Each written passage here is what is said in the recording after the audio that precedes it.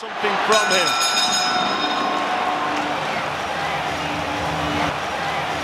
If you're a fan of combat sports, this cutman is no stranger. You'll see him in interviews with GQ, in big Hollywood blockbusters, and in the corner of legends throughout boxing and mixed martial arts. However, who was this familiar man in the corner? Today, we talk to the legendary and well-respected face-up cutman, Stitch Duran.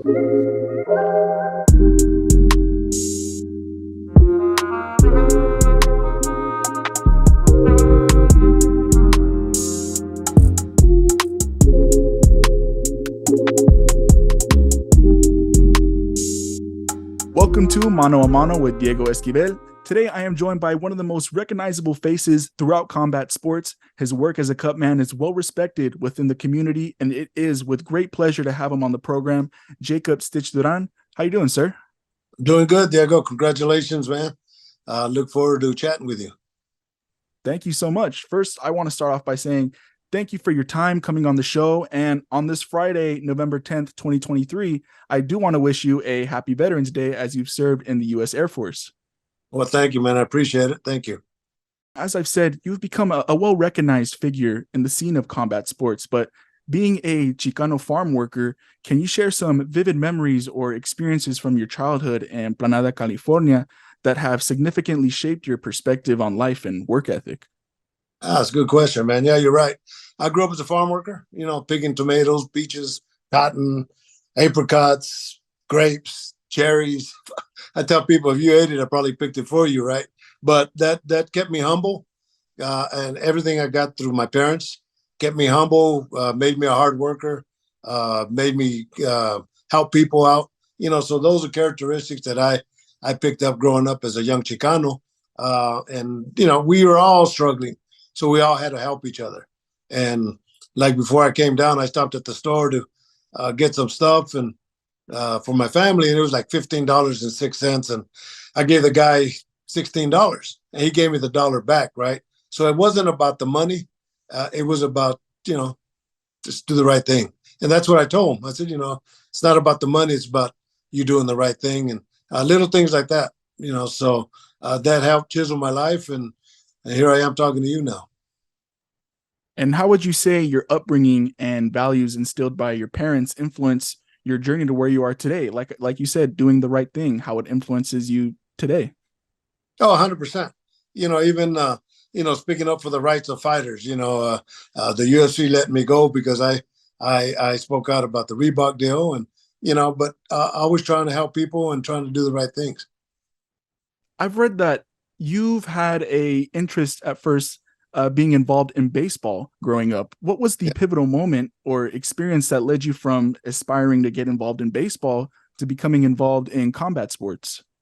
Well, years of playing baseball, and, it was from Little League all the way. I walked on to Merced College and, didn't have a ride. So I practiced with them and then I'd have to hitchhike home. And but from there, I joined the Air Force. But yeah, every summer, you're from Mesa, Arizona, and every summer it was time to pick the crops. You would get a influx of workers from Arizona and Texas and New Mexico and Mexico come pick the crops, right? So on Sundays, we would all have pickup games, and baseball, of course, was a big thing.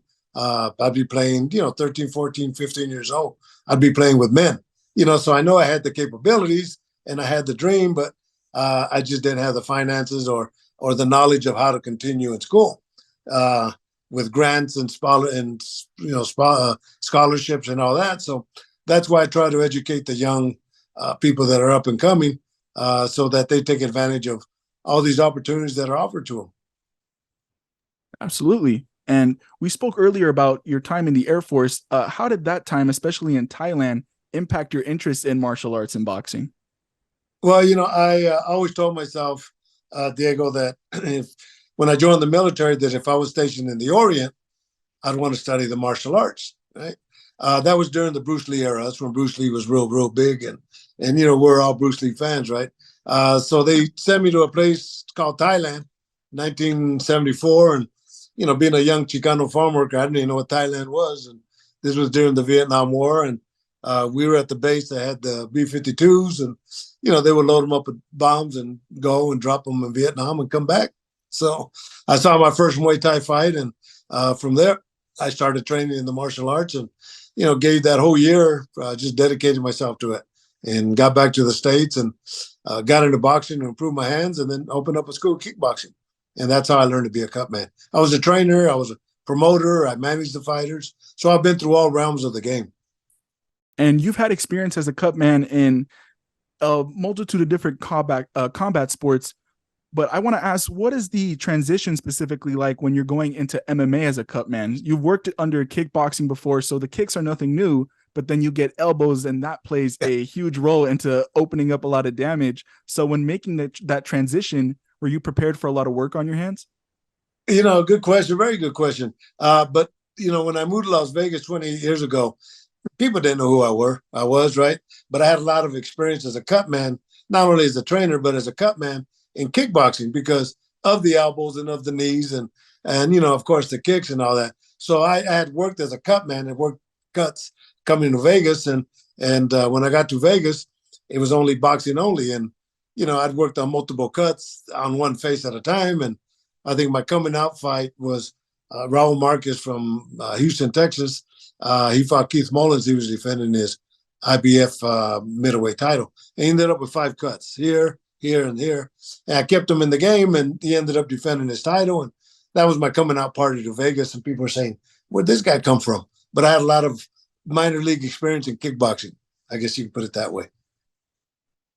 Would you say your time working for mixed martial arts like the UFC has had to be, you've had the most, I don't, how would I put, like, cuts or damage you had to deal with? You've worked with some amazing talent, Yeah. Forrest Griffin, Robbie Lawler, who just recently retired off a KO win, and you had to work on a gnarly cut on the lip.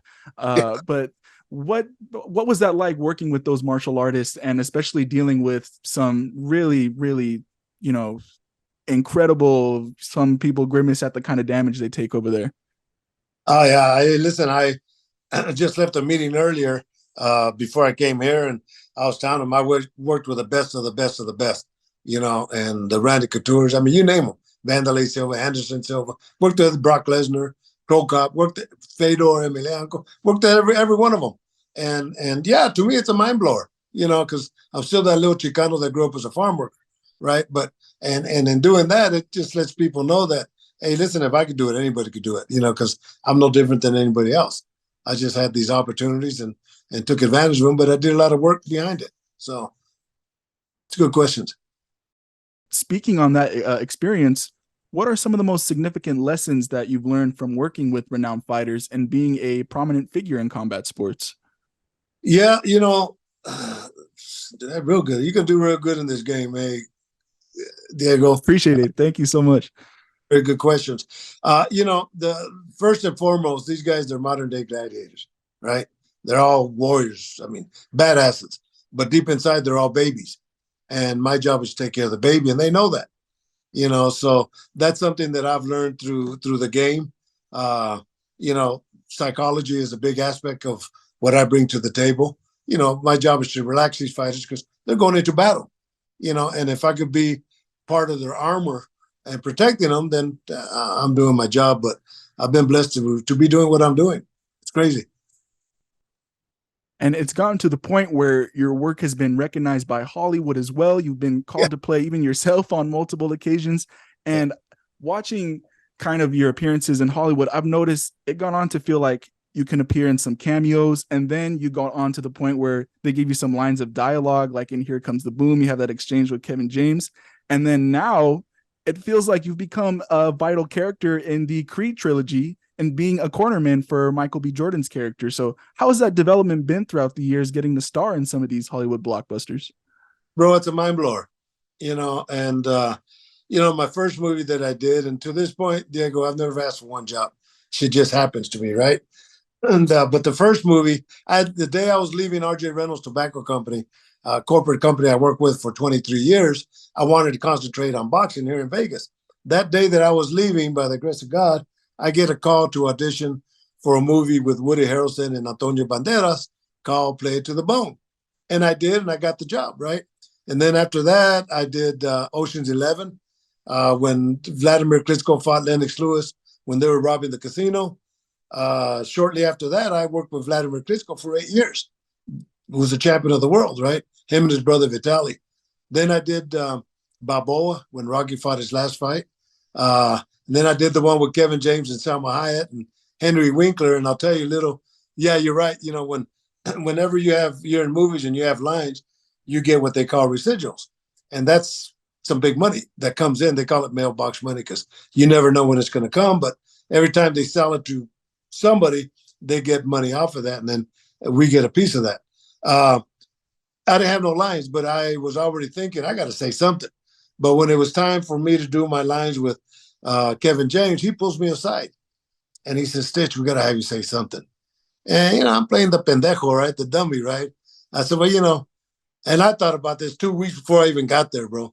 I said, look, man, I always tell the fighters, welcome to the UFC. Oh, that's great. That's great. Let's do it. So when it was my time, he calls me in and I'm working on him. And, oh, Stitch, I'm a big fan of yours. I can't believe you're working on me. What a week I'm having. And so I work on him. And then at the end, I do, well, welcome to the UFC. Welcome to the UFC. Huh? Thank you. Then I walk away. He didn't know I was going to. And everybody loved it, man. So that was my $1 million line. You mentioned the Creed movies. And the second movie, you're right. You know, I'm wrapping Michael's hands as I do every time we film. And it's just him and I. And I'm telling him how proud I am of him and Ryan Coogler, the director, and Tessa Thompson and Steve Capo. And he looks at me and says, Stitch, we're from being actors to writers, producers, directors. And he looks at me as I'm wrapping his hands and says, I'm directing Creed 3, and you're with me as long as you want.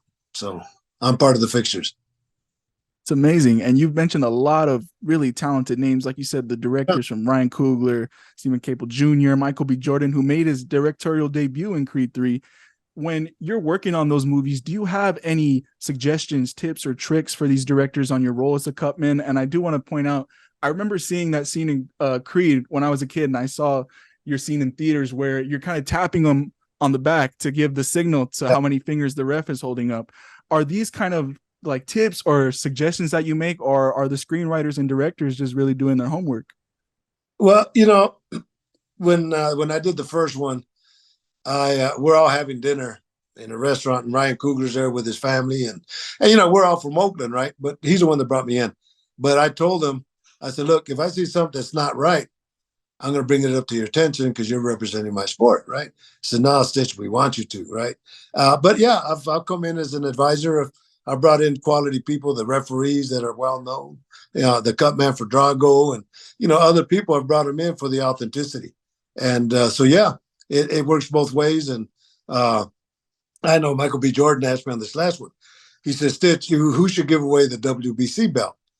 And I said, well, you know, it was created by Jose Suleiman from Mexico City. He passed away. His son, Mauricio, now is carrying the banner, but should be a Mexican. And we're in Atlanta, Georgia, filming.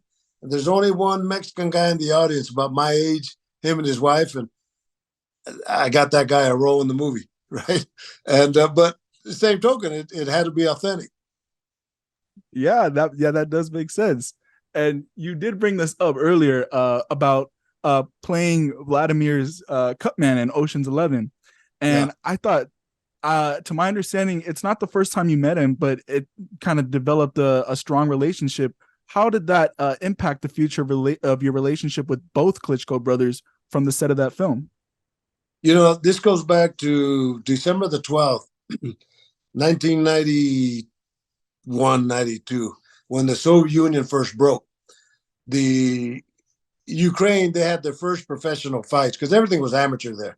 But they had we took a team of boxers and kickboxers to Kiev to fight the Ukrainians. And at that time, I had a kickboxer, Mark Longo, that was world champion. Well, we get to Kiev and it's freezing, and there's big old posters of Vladimir and Vitaly, and they're still the young kids, right? But they're already famous. And so when they came to Vegas to start training, when I met them the first time, I brought that moment up and they remembered it. And then I brought the poster because I had everybody sign it, and they remembered all the fighters. And that was our connection to that. And then when Ocean's 11 came, I ended up being his cutman. And then when it was time, Vladimir, when he had lost his world title, And when he was going to come back and fight, he was with Emmanuel Stewart. And I'm watching these fights on HBO at the MGM in Las Vegas. And me and my friend Steve are watching people walk in. And Emmanuel Stewart comes by and goes like this. He goes, I want to talk to you about Vladimir. And I said, wow, did you see what I saw? Well, the next day he says, Vladimir wants you to be his cutman. He wanted the guy that was a cutman in the movie to be his cutman for the movies. And from there on, I was with him till he retired. And in the first fight, he ended up with a big old cut, kind of the same cut that Forrest Griffith had, Forrest Griffith. But at that point, knowing the game, Diego, I knew he was ahead. And when the doctor came and asked what I thought, I opened the cut up. Said it's pretty bad. They stopped it. It went to the scorecard. He ended up winning the fight and then became world champion for 8 years after that. So, yeah. And I just spoke to Vitaly about a month ago. You know, he's the mayor of Kiev and they're fighting Russia, but he took time enough to say hello and then he missed me. You know, so nice moments. That's incredible. And the relationship you've had with both brothers is absolutely incredible. And you said story. I heard one on when you did an interview with Marco Antonio Barrera on Un Round Mas, where Vladimir turns to you and says, "You can call me son." After when Buffer is giving the introductions, how when someone says that to you, or when Vitaly was saying, "I love you, you're like family," how does that impact you after so many years of working with both of those brothers? It's phenomenal, man. It's you know, and what happened? Let me go fast forward with Vladimir. Why he said that is I didn't see him until Friday at the weigh-ins, and because my daughter had got married, and then he was staying in an apartment, so I saw him at the weigh-ins, and I'm talking to him and Vitaly, and we're going over the program, and I know that the night before they can't sleep, so I put my hand on his shoulder and I said, "Look, don't worry about nothing tomorrow. I'm gonna take care of you like you're my son," and I leave. And you're right. I'm putting the Vaseline on him, and we're this far apart. And out of nowhere, just the world, nobody knows but him and I. He says, "You could call me son," and that meant a whole lot. But I saw him 3 4 months later in Germany, and I said, Vladimir, that one moment, why? He said, Stitch, there's very few people I trust in my life. You are one of them. So yeah, it's kind of crazy. Amazing story, really great story. And I even saw on your interview with GQ that you made special hand wraps in the colors of Ukraine in support of the brothers and all the work they're doing. Is that correct? Yeah, well, it was a wrist wrap that I had. And but yeah, you know, I do it in support of them. And speaking of GQ, yeah, they had something like 736,000 views of the video. I think which is like the second biggest one that they've had. Well, they called me. I'm doing another one next Tuesday with GQ. So part two. And No way. Marco Antonio Barrera, when I did his interview, I thought it was going to be with his son. But that one's getting some high numbers. You know, so nobody has stories like me, Diego. Nobody. Is there any hint you can give us on what the GQ video is going to be surrounded on? No, I don't know. You know, they'll ask questions, I'll answer them. You know, All right. Yeah. but one of the things I'll let them know, but I'll let you I'll let you be the first one to know on the meeting that I just had today. All right, right before I got here about 10 minutes before we started, so I had a real long discussion with this guy. But there's this cannabis company that wants to use my name, Stitch Premium Products. So we met with them, and I think the new year is going to look pretty promising. So yeah, you know, so you'll see some cannabis products with the Stitch name on them. Badass, huh? That is badass. Yeah. And speaking of Stitch Premium, I wanted to talk about it because you have 20 plus year background in marketing and you married that with your experience ringside to help develop Stitch Premium. Can you talk about that and just the journey and the development of those products? Well, thank God for, you know, working with RJ Reynolds Tobacco Company. You know, I learned a lot of their strategies of marketing and exposure and all that. And I've used that, you know, with, of course, the work that I've been doing, the word of mouth and all that. But yeah, I have my own tape, Stitch Premium Athletic Tape. It's water repellent. Canelo uses it. Of course, you know, we used it in all three Creed movies. And a lot of the new upcoming fighters are using it. I have the KO Swell, the iron that you put on the cheek. That mine is curved. I did that just through visions. You know, actually, I was coming back from London with a UFC with Kenny Florian. We're at the airport, and I get a water bottle and I go like this, and you can see how it's curved. Well, I came home and I made a clay model, and from there I made a prototype, and now we use it because I'll educate you also, Diego, and your listeners. Is you see, guys, there's so many people that do so many things wrong, and when it comes to swallowing, cold direct pressure is your best ally. You see people that are doing this, that they're putting makeup, totally wrong. And so that's why when this was curved, it made so much sense because the majority of the swelling are here and here, which are contoured. So it's very simple. So I fixed that problem. And then you're right, the wrist wrap, that I put the swabs here instead of in your mouth or in your ear. And then gloves and small towel and the Vaseline here. All that is my technique that a lot of people use now. And I was going to touch exactly on that Stitch KO Swell because I was really curious, what is the difference between it being a flat surface and a curved surface? But you touched right on, you just answered my next question. So is that a product that you're really happy to get out there and see more and more fighters using? As you said, the other technique was wrong. Many trainers are doing things wrong. So does it make you happy to see other fighters using that product? Yeah, well, it's more the cutmen and trainers, but yeah, 100%. And then they're doing it the right way. As you notice, the new generation, they're doing the same techniques that I put together, that I've been using for years and years. And, we implemented it when I was with the UFC, and it works. It's the best formula to get the best results on such a short period of time. Taking it back from the beginning, going back to growing up as a young man and Planada, going from a young Chicano farm worker to the big stages and a big figure in the sport.